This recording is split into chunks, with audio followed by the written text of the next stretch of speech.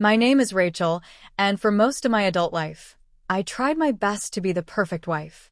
I cooked the meals, folded the laundry just the way he liked, supported his career with quiet grace, and never once stepped out of line.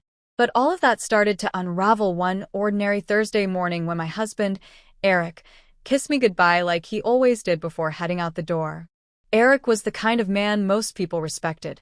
Calm, methodical, dependable. He worked in corporate insurance, had a good reputation in the community, and never missed a payment on anything. To others, we looked like the couple who had it all together. But beneath that well-maintained surface was a kind of emotional emptiness I had gotten used to ignoring. Lately, though, that emptiness had started growing louder inside me. It had been months since Eric and I had connected in any real way. We shared the same space, yes, but it was as if we were two polite strangers. There were no more soft touches, no unexpected hugs from behind while I stood at the sink. He had become consumed by work, stress, and his phone. I had become an afterthought in my own marriage. I kept telling myself it was just a phase. But how many phases could one woman endure? That morning, as he walked out the door, I remember watching the back of his head and feeling nothing. No longing, no spark. Just routine. His footsteps faded down the porch stairs, and the door clicked shut. Silence. The kind that's both peaceful and deafening. I went about my morning as usual, made coffee, opened the blinds, scrolled through my phone, and stared at the emails I had no intention of answering. But then something unexpected happened. My phone lit up with a message. "Hey, are you free today? I need to drop something off." It was from Matt. Matt was Eric's childhood friend. They'd grown up on the same block, played baseball together, and somehow kept in touch over the years. He was the complete opposite of Eric, rough around the edges, more impulsive, a little wild. He was also recently divorced and had moved back into town a few months earlier. We had seen him a few times since he returned, at a barbecue, at a dinner gathering, and once when he helped Eric move a piece of furniture. But I hadn't seen him alone.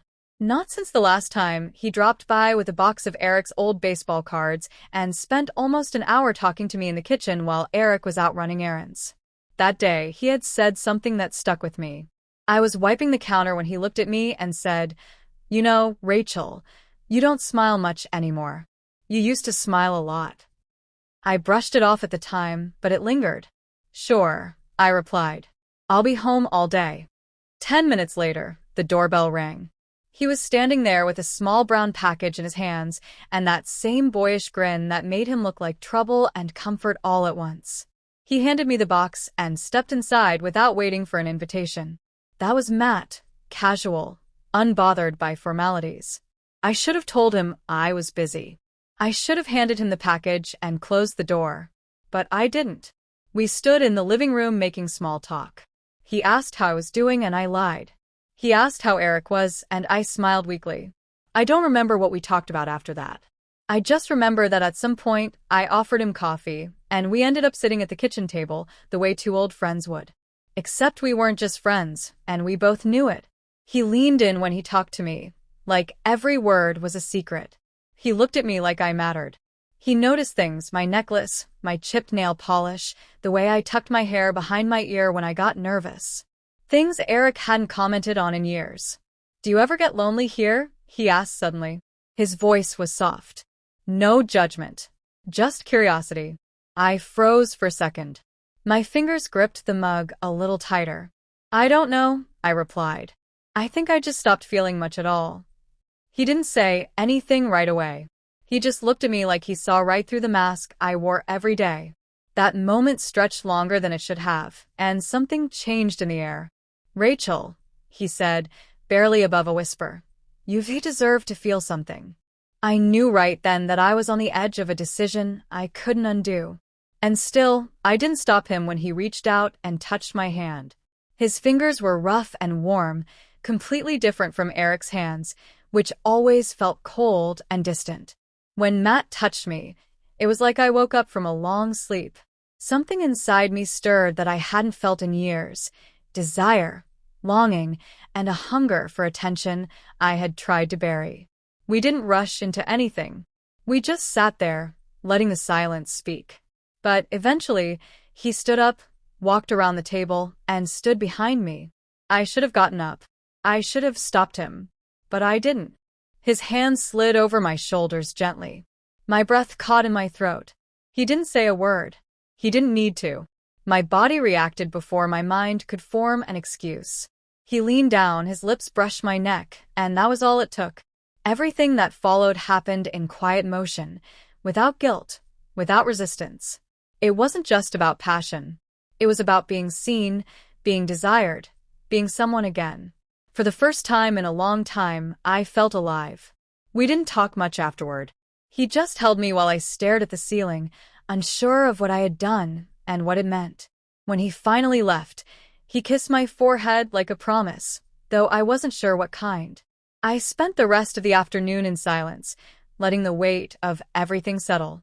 The guilt came in waves, but so did a strange sense of clarity. I wasn't looking to destroy my marriage. I wasn't proud of what I did. But I also couldn't deny how neglected I had felt for so long. I had been invisible for years, and in one morning, Matt reminded me that I was still a woman, still worthy of being wanted. When Eric came home that evening, everything felt normal. Too normal. He asked what I made for dinner and complained about a new project at work. I nodded and smiled, like always. But inside, something had changed. Over the next few days, I avoided Matt. He didn't text. I didn't call. I wasn't sure if he was waiting for me or giving me space. Part of me wanted to pretend it never happened, to tuck it away like a bad dream. But another part of me couldn't stop thinking about how it felt to be touched like that, to be looked at like that. A week later, he showed up again. I was out watering the plants when he pulled into the driveway. My heart raced.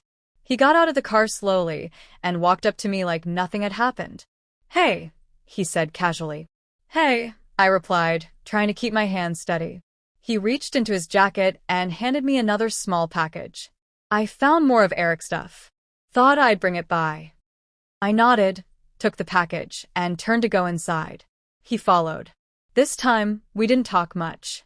He set the box down and stood there, waiting for me to say something. I looked at him, really looked at him, and I realized that I wasn't just attracted to him. I trusted him, maybe more than I should have. "I don't know what I'm doing," I confessed. He smiled gently. "You're just being honest for once." I didn't sleep with him again that day. We just talked. About everything. Our pasts, our mistakes, the aching loneliness that people don't talk about. He didn't push me. He just listened. In the weeks that followed,